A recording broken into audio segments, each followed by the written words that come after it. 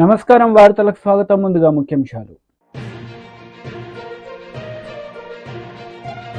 మాజీ CM KCR press meet, Congress నేతలపై fire. మంత్రి పొన్నం ప్రభాకర్ ప్రెస్ మీట్, కేసీఆర్ పై ఫైర్. మాజీ సీఎం కేసీఆర్ ప్రెస్ మీట్ నిర్వహించారు. ఈ సందర్భంగా పలు అంశాలపై ఆయన మాట్లాడారు. అదేవిధంగా మత్స్యకారులకు భరోసా లేదు, ఎవరికి కూడా చెప్పుకోదగ్గ భరోసా లేదు. ఇందులో విశేషం హైలైట్ ఏంటంటే ఆర్థిక మంత్రి ప్రతి మాటను ఒత్తి ఆ డబ్బు వచ్చినప్పుడు అదేందుకు మహాప్రపంచం విజయంలాగా ఒత్తి చెప్పడం తప్ప కొత్తది ఏమి లేదు. ఒత్తి పలుకులు పలకడం తప్ప కొత్తగా చెప్పింది ఏమీ లేదు. ఏ ఒక కొత్త సంక్షేమ పథకం కానీ ఏది కూడా లేదు. మహిళల పట్ల కూడా చాలా స్పష్టంగా చెప్పాల్సిన అవసరం ఉండే, కానీ వాళ్ళు మేము 1,00,000 కోట్లు ఇస్తాం, అన్ని రుణాలు, ఆ రుణాలు వీలేదో ఇస్తున్నట్టుగా ఆల్రెడీ ఉన్న స్కీమే, నథింగ్ న్యూ అబౌట్ ఇట్, ఏమి లేదు. వెరసి ఇష్యూ యాజ్ ఏ హోల్. దురదృష్టం ఏంటంటే, చాలా బ్యాడ్ లక్ ఏంటంటే, మేము కూడా ప్రభుత్వం ఏర్పడిన తర్వాత కనీసం ఒక 6 మాసాల సమయం వాళ్ళకి ఇవ్వాలని మేము అనుకున్నాం. నేను కూడా శాసనసభకు పెద్దగా రాలేదు, కానీ ఈరోజు బడ్జెట్ చూస్తే ఏ ఒక్క పాలసీ ఫార్ములేషన్ జరగలేదు. రాష్ట్రానికి సంబంధించినటువంటి ఏ ఒక్క విషయంలో కూడా ఈ అర్బక ప్రభుత్వం ఇప్పటి వరకు పాలసీ ఫార్ములేషనే చేసినట్టుగా కనపడతలేదు. వ్యవసాయం ఉంది, మాకు స్పష్టమైన అవగాహన ఉండే ఈ రాష్ట్రంలో వ్యవసాయ స్థిరీకరణ జరగాలని మేము 2 పంటలకు కూడా ఇచ్చినాం రైతు బంధు. వీళ్ళు ఎగ్గొడతామని చెప్తా ఉన్నారు. మేమేదో రైతులకు ఇచ్చిన డబ్బును దాన్ని పాడు చేసినాము, చెడగొట్టినాము, దుర్వినియోగం చేసిన పద్ధతిలో దురదృష్టకరమైన వ్యాఖ్యలు చేస్తూ ఉన్నారు. అంటే ఇది పూర్తిగా రైతు శత్రు ప్రభుత్వం అనేది తెలుస్తూ ఉంది. ధాన్యం కొనుగోలు చేయలేదు, విద్యుత్ సరఫరా చేయడం లేదు, నీళ్లు సరఫరా చేయడం లేదు, చాలా ఇబ్బందులు పెడతా ఉన్నారు. ఇంకా రైతు భరోసా, రైతు బంధు గురించి ఇంకా ప్రస్తావనే లేదు. ఎప్పుడేస్తారని మా ఎమ్మెల్యేలు అడిస్తే కూడా కనీసం సమాధానం చెప్తలేరు. కాబట్టి రైతులను వంచింది ప్రభుత్వం, వృత్తి కార్మికులను వంచింది. ఒక్క పాలసీ, ఇండస్ట్రియల్ పాలసీ ఏమిటి? ఏమి లేదు. బట్టి గ్యాస్ ట్రాష్ పంచరంగం ఈస్మాన్ కలర్ లాగా చెప్పడం తప్ప, స్టోరీ టెల్లింగ్ లాగా ఉన్నది తప్ప బడ్జెట్ చెప్పినట్టు లేదు. రాష్ట్రంలో వ్యవసాయ పాలసీ ఏమిటి, పారిశ్రామిక పాలసీ ఏమిటి, ఐటీ పాలసీ ఏమిటి, ఇంకా ఇతర అనేక పాలసీలు, పేద వర్గాలకు సంబంధించిన పాలసీ ఏమిటి అనే దాని మీద ఏ ఒక్క దాని మీద కూడా గ్యాసు ట్రాషే తప్ప, చిల్లర మల్లర ప్లాట్ఫామ్ స్పీచ్ లాగా ఉంది తప్ప అది బడ్జెట్ ప్రసంగం లాగా లేదు. రాజకీయ సభలలో చెప్పినట్టుంది తప్ప ఏ ఒక్క పాలసీని కూడా నిర్దిష్టంగా ఈ పనిని మేము ఎట్లా సాధిస్తాం, మా గోల్స్ ఇవి, మా టార్గెట్స్ ఇవి అనే పద్ధతి కానీ పద్దు కానీ లేదు. ఇది పేదల బడ్జెట్ కాదు, రైతుల బడ్జెట్ కాదు, యువల బడ్జెట్. విశ్లేషణలో మీకు తెలుస్తుంది. భవిష్యత్తులో బ్రహ్మాండంగా మేము దీన్నంతా కూడా చీల్చి చెండాడబోతాం. Thank you.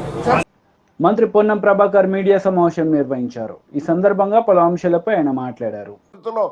మూడో టీఎంసీ ఎవరి లబ్ధి కొరకు చేకూర్చున్నారో చెప్పాల్సినటువంటి అవసరం ఉంది.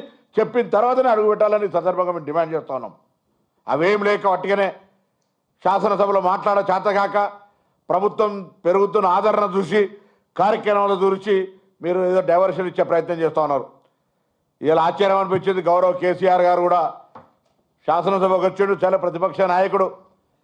మా విజ్ఞప్తిని, మా డిమాండ్ను, మా కోరికను మన్నించి వచ్చిండు అనుకున్నాం.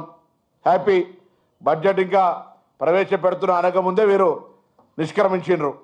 రైట్, పోనీ పోతూ బయట బడ్జెట్ గురించి కామెంట్ చేసినారు. ఈ బడ్జెట్ చాలా పూర్తిగా అట్లా ఇట్లా అని ఏది పడితే అది అన్నాడు. 1-2 అంశాల గురించి మాట్లాడుతాం మేము. యాదవులకు సంబంధించిన స్కీమ్ గురించి మాట్లాడుతూ ఉన్నారు. అధికారంలో ఉన్నప్పుడు వాళ్ళు ఒకటే ఫేజ్ ఇచ్చారు, 2వ ఫేజ్ ఇచ్చిరా అని అడుగుతా ఉన్నాం. 2వ ఫేజ్ ఇయ్యని వాళ్ళు మీరు గొర్రెల స్కీమ్కు ఏదో జరిగింది అని మాట్లాడితే, ఇలా మొదటి స్కీమ్లో వేసినోడే జైలు ఉన్నాడు అవినీతి మీద. మీరు వాళ్ళని సమర్థిస్తున్నారా? దాని తర్వాత మీ టైంలో మేము అధికారం వచ్చే నాటికి 85,488 స్ట్రీట్ల యూనిట్ల పైసలు, ఇది జిల్లా వారిగా కూడా అబ్స్ట్రక్షన్ ఉంది, మీకు ఇస్తాం.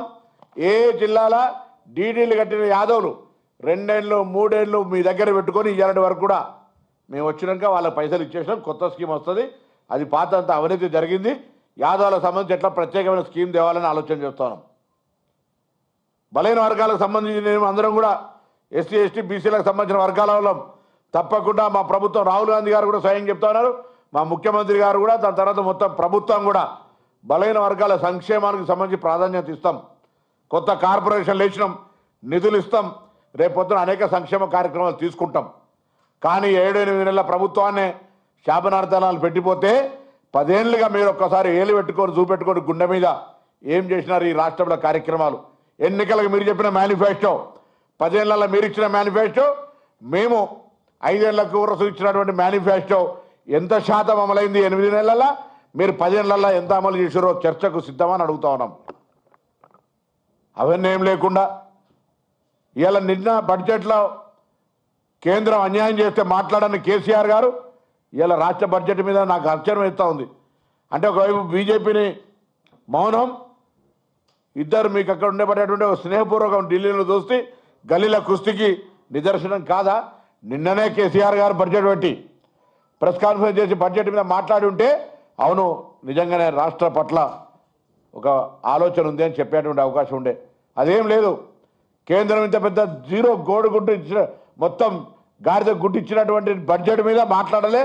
ఇవాళ మేము మా యొక్క ప్రయత్నాన్ని ఇలా హైదరాబాద్ లాంటి నగరానికి 10,000 కోట్ల రూపాయలు ఇచ్చి విద్యకు సంబంధించి కావచ్చు, ఇరిగేషన్ కావచ్చు, వైద్యం కావచ్చు, మహాలక్ష్మి పథకానికి సంబంధించి కావచ్చు, బలహీన వర్గాలకు సంబంధించి కావచ్చు, గిరిజనులకు, మైనార్టీలకు అన్ని రకాల కార్యక్రమాలు చేపడతా ఉంటుంటే ఎక్కడ మీకు తప్పనిపించిందో చెప్పమని అడుగుతా ఉన్నా. స్పెసిఫిక్గా యాదవులకు సంబంధించి స్పందించినారు కాబట్టి ఒకటే మీరు 3 దఫాలు ఇవ్వాల్సినటువంటిది ఒకటే దఫా ఇచ్చి 85,488 జీడీలు మీ ప్రభుత్వం ముడ్డి కింద పెట్టుకొని ఎన్ని రోజులు వడ్డీ తెచ్చుకొని ఊర్లలో పోతే పాపం చాలా బాధపడుతున్నారు వీళ్ళంతా. సో ఇటువంటి పరిస్థితులలో కేసీఆర్ గారు మీరు సభకు రావడం, ప్రభుత్వానికి ఏదైనా అనుభవం ఉన్నటువంటి ముఖ్యమంత్రిగా సలహాలు ఇస్తే తెలంగాణ ప్రయోజనాల కోసం అందరం కలిసి ముందుకు పోయేటువంటి అవకాశం ఉంటుంది.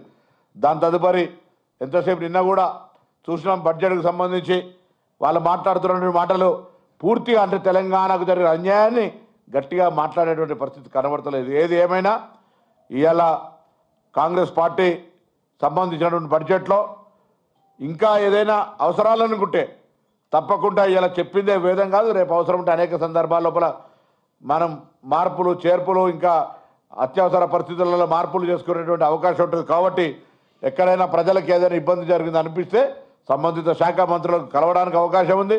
మేము చెప్పింది వినడం తప్ప మోనోడైలాగ్ అంటారు, మోనోడైలాగ్ కాదు, మేము మొనలాగ్ కాదు, మేము మాట్లాడతాం, వింటాం. కాబట్టి ఆ దిశలో మా ప్రభుత్వం కొనసాగుతోంది.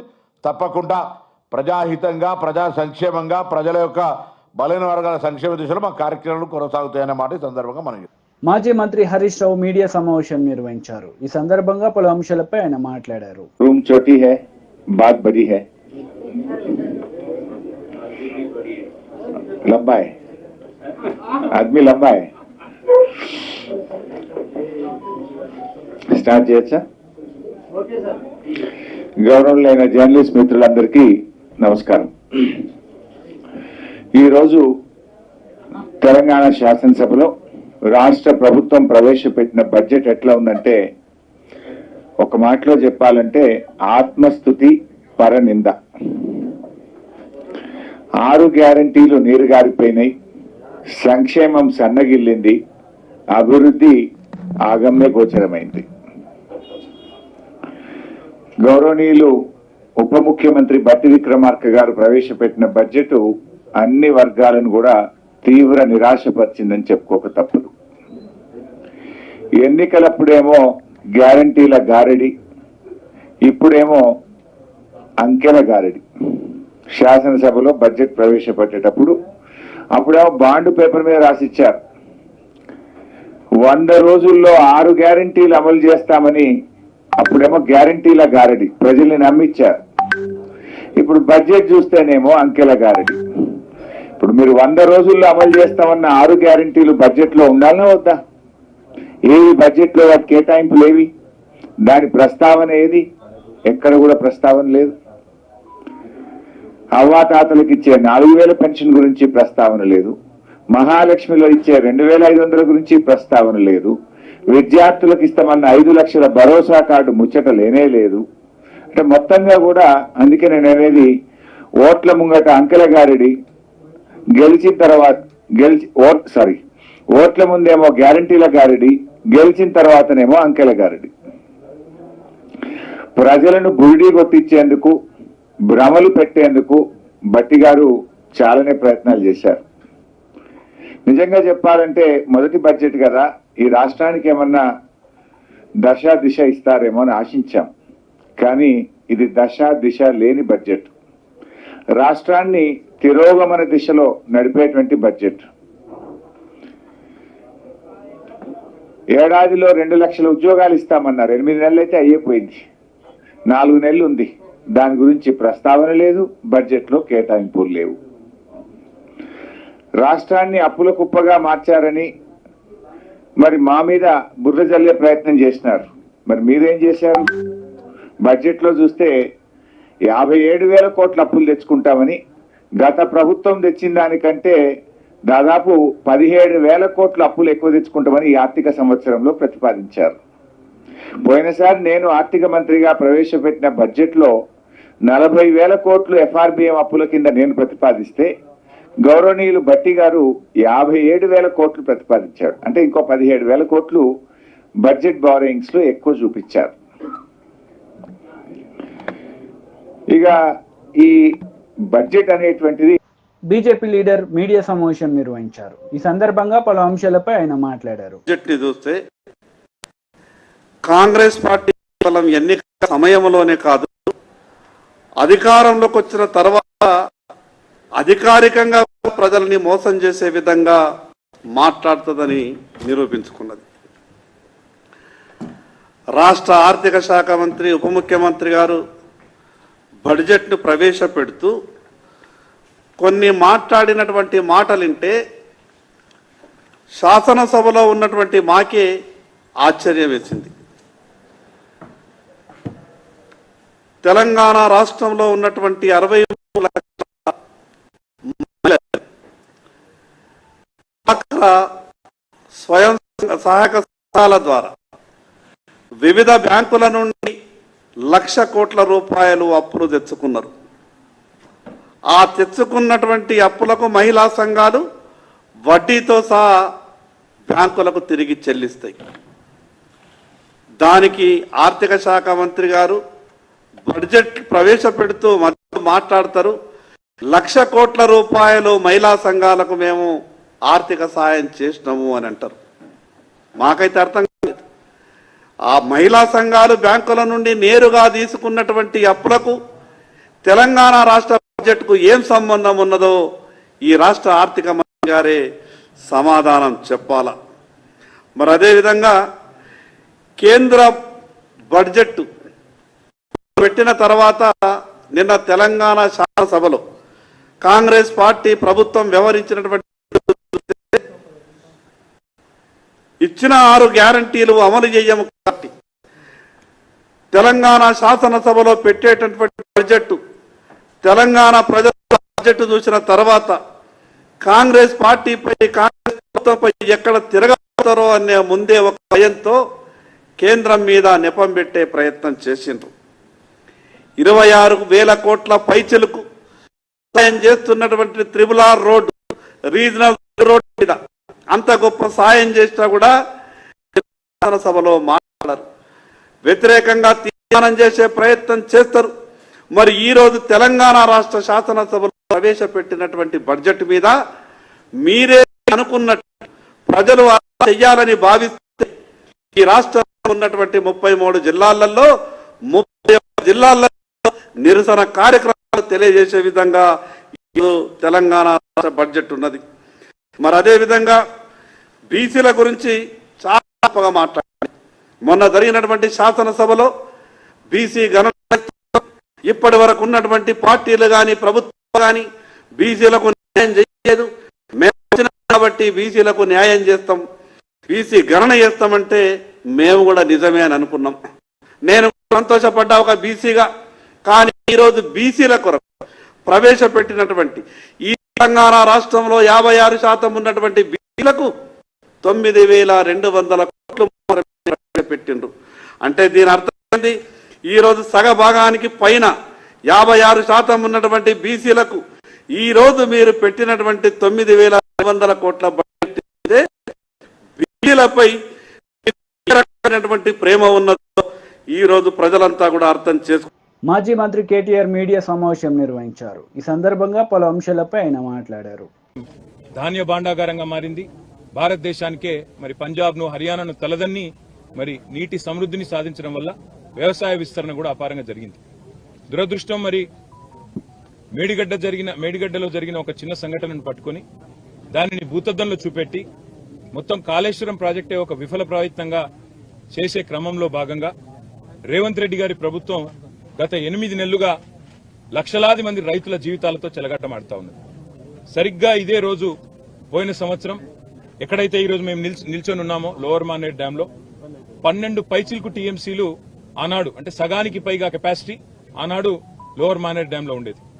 సరిగ్గా ఇంకో 5 రోజుల తర్వాత పంపింగ్ అనేది టైం చేయడం వల్ల ఎల్ఎండి 24 టీఎంసీలు కూడా ఆనాడు మేము నింపి రైతుల గుండెల్లో ఒక భరోసా నింపగలిగినాం. కానీ ఈ సంవత్సరం ఇప్పుడే అధికారులతో మాట్లాడుతూ ఉంటే అధికారులు స్పష్టంగా చెప్తా ఉన్నారు, ఇప్పటికి 45% తక్కువ వర్షపాతం నమోదైంది ఈ సంవత్సరం. భవిష్యత్తులో సెప్టెంబర్ మాసం దాకా వర్షాలు కురిసే అవకాశం ఉన్నా దానికి గ్యారంటీ లేదు. కాబట్టి పంపింగ్ అనేది ఇంకా మేము నిర్ణయం తీసుకోలేదు అని అధికారులు చెప్తా ఉన్నారు. ఇవాళ అక్కడ లక్షల క్యూసెక్కుల నీళ్లు కిందికి పోతా ఉన్నాయి ప్రతిరోజు కిందికి గోదావరి నదిలో.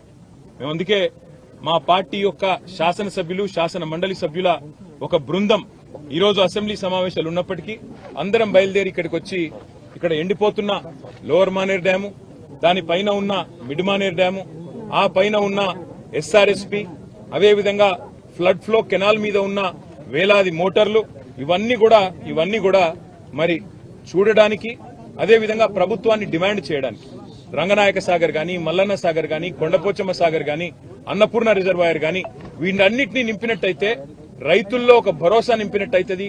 సాగునీటి విషయంలో ఒక పూర్తి స్థాయి స్పష్టత రైతులకు వస్తుందనే ఉద్దేశంతో మేము ఈ కాళేశ్వరం సిస్టంలోని రిజర్వాయర్లు, అదేవిధంగా పంప్ హౌజులు వాటి సందర్శనకు బయలుదేరి రాష్ట్ర ప్రభుత్వ దృష్టికి ముఖ్యంగా తీసుకొని ఒక్క విషయం రాదలిచినాం. రైతులు ఆందోళన చెందుతా ఉన్నారు. మీరు రాజకీయపరమైన కక్ష పెట్టుకొని ఇవాళ పంపింగ్ స్టార్ట్ చేయకుండా కాళేశ్వరం స్కీమ్ లో నీళ్లు ఇవ్వకుండా మళ్లీ రేపు ఒకవేళ ఈ తక్కువ వర్షపాతం నమోదైందని లేదా వర్షాలు పడలేదని తద్వారా రిజర్వాయర్లు నిండలేదని చెప్పి మీరు సాకులు చెప్పి రైతులకు, రాష్ట్రంలోని మరి ప్రజలందరికీ నష్టం కలిగించే ప్రయత్నం ఏదైతే చేస్తున్నారో ఇది మంచిది కాదు. ఇవాళ కన్నెపల్లి దగ్గర బ్రహ్మాండంగా మీరు పంపు ఆన్ చేస్తే ఈ అన్ని రిజర్వాయర్లు కూడా పైన 90 టీఎంసీలలో ఈరోజు కేవలం అక్కడ 23-24 టీఎంసీలు ఉంది శ్రీరామ్ సాగర్ లో అని చెప్తున్నారు. తర్వాత మిడ్ మానేర్ లో 5 టీఎంసీలు ఉన్నది, ఎల్ఎండిలో 5 టీఎంసీలు, అంటే 140 టీఎంసీలకు గాను ఈ రోజు కేవలం మనకు 35 టీఎంసీలు కూడా నిండి లేదు. ఒక పెద్ద ఎత్తున పంపింగ్ చేసుకునే అవకాశం, వెసులుబాటు ఉంది. దాంతో పాటు మీరు మల్లన్న సాగర్ లో 50 టీఎంసీలు, కొండపోచమ్మ సాగర్ లో 15 టీఎంసీలు నింపితే కేవలం రైతులకే కాదు హైదరాబాద్ మహానగరానికి కూడా రేపటి మంచినీళ్లకు గాని, మార్గమధ్యంలో ఉండే వేలాది గ్రామాలకు, ఇతర జిల్లాలకు, నియోజకవర్గాలకు కూడా మంచినీటికి కూడా ఇబ్బంది లేకుండా మనం రేపటికి మేనేజ్ చేసుకునే అవకాశం ఉంటుంది.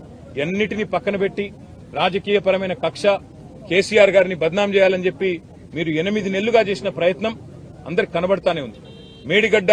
మేడి పండైపోయిందని, మేడిగడ్డ ఏదో కొట్టుకపోతుందని, లక్షల కోట్లు కొట్టుకపోయినాయని మీరు చేసిన ప్రచారాలన్నీ ఉత్తివే అని చెప్పి స్పష్టంగా తేలిపోయింది. ఇవాళ మా శాసనసభ్యుల బృందం, మా శాసన మండలి సభ్యుల బృందం మేమందరం కూడా క్షేత్రస్థాయి పరిశీలనకు వచ్చి ఎండుతున్న రిజర్వాయర్లు, మండుతున్న రైతుల గుండెలు ఇవన్నీ శాసనసభ సమావేశాల్లోనే మీ దృష్టికి తేవాలన్న ఉద్దేశంతోనే మా పార్టీ అధినాయకులు కేసీఆర్ గారి ఆదేశం మేరకు, గంగుల కమలాకర్ గారి సూచన మేరకు మేమందరం కూడా రావడం జరిగింది.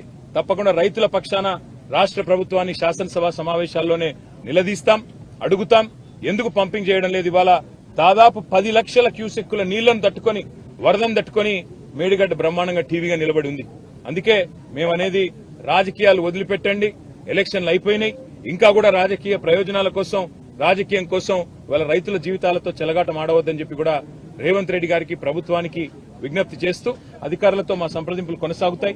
అవసరమైతే అన్ని రిజర్వాయర్లు పోతాం. ఈరోజు కేవలం ఎల్ఎండికి వచ్చినాము, రేపు ఉదయం కన్నెపల్లి పంప్ హౌస్ పోతా ఉన్నాం, అదేవిధంగా మేడిగడ్డ బరాజ్ పోతా ఉన్నాం. అక్కడ కాళేశ్వరం వాతావరణం అనుకూలిస్తే అన్ని కూడా రేపు మధ్యాహ్నం లోపల చేసి మళ్లీ శాసనసభ సమావేశాలకు తిరిగిపోతాం. పాత్రికేయ మిత్రులకు కూడా విజ్ఞప్తి, దయచేసి రైతుల వెతలను, ఎండుతున్న రిజర్వాయర్లను కూడా మీరు కూడా దయచేసి ప్రభుత్వ దృష్టికి వచ్చే విధంగా మీరు కూడా ఈ అంశానికి ప్రాచుర్యం కల్పించాలి, ప్రచారం కల్పించాలని చెప్పి కూడా విజ్ఞప్తి. Thank you sir. అంటే ఇప్పుడున్న దశలో ఆ నీరు ఫ్లోటింగ్ ఉంది కదా, ఈ టైంలో పంపింగ్ చేసే అవకాశం ఉంటుందా? రేపు కన్నెపల్లి పంప్ హౌస్ దగ్గర ఈ టైంలో కాదు బ్రదర్, 40,000 క్యూసెక్కులు దాటితే ఎప్పుడైనా పంప్ చేయొచ్చు. ఇప్పుడు అక్కడ 10 లక్షల క్యూసెక్కుల. కాంగ్రెస్ నేతలు మీడియా సమావేశం నిర్వహించారు. ఈ సందర్భంగా పలు అంశాలపై వారు మాట్లాడారు. కానీ నువ్వు పొయ్యి పెట్టినావు, పొయ్యి మీద భగవాన్ పెట్టినావు, మరి మటన్ కావాలంటే మేకలు కావాలి కదా. ఆడ మేకలు ఉండే,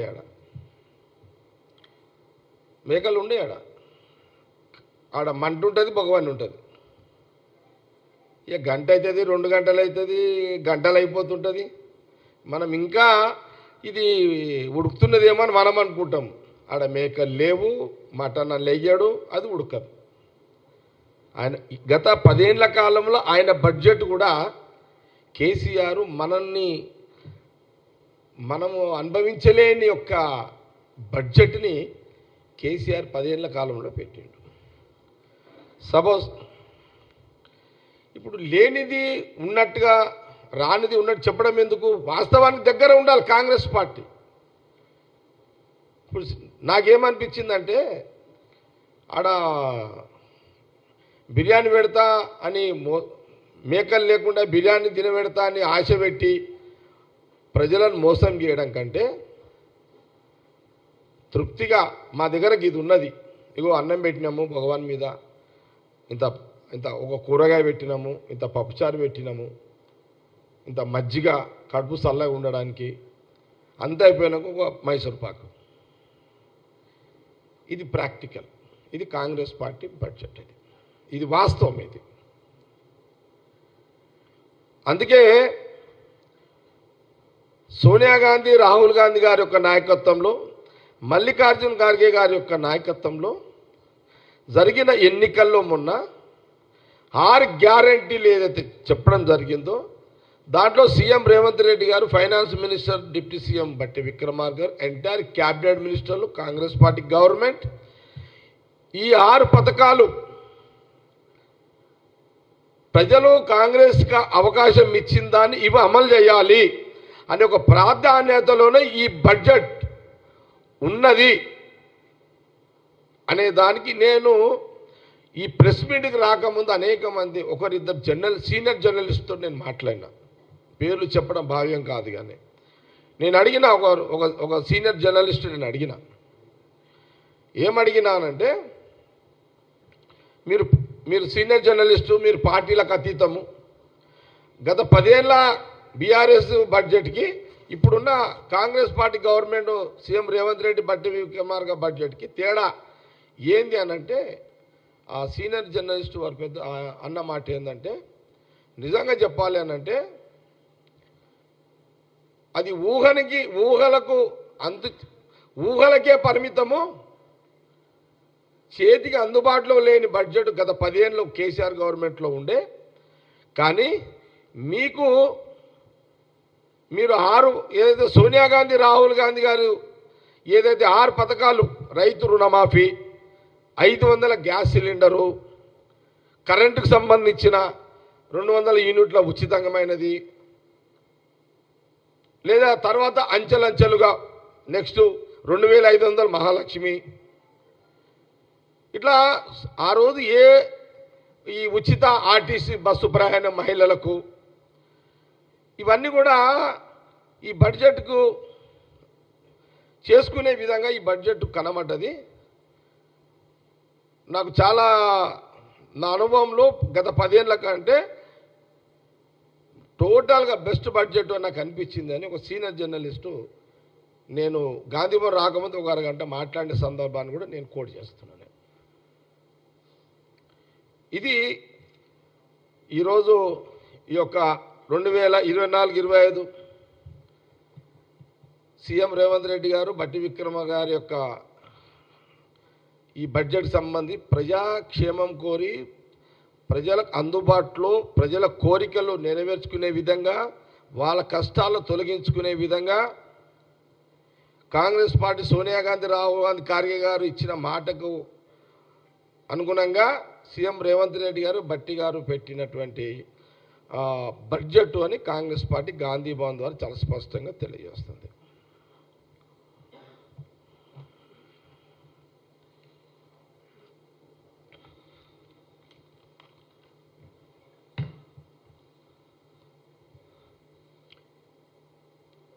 కాంగ్రెస్ పార్టీ అద్భుతమైన ప్రజలకు ఉపయోగపడే బడ్జెట్ అని మేము సాటిస్ఫాక్షన్గా చెప్పడం జరుగుతుంది. ఇది రాజకీయ కోణంలో కాదు.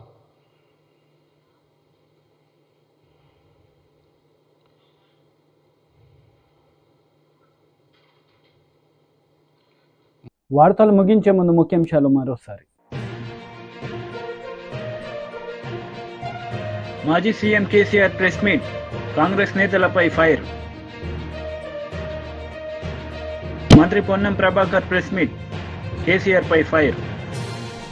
ఈ వార్తలు ఇంతటితో సమాప్తం. తిరిగి ప్రసారమయ్యే వార్తల్లో మళ్ళీ కలుద్దాం. అంతవరకు సెలవు. నమస్తే.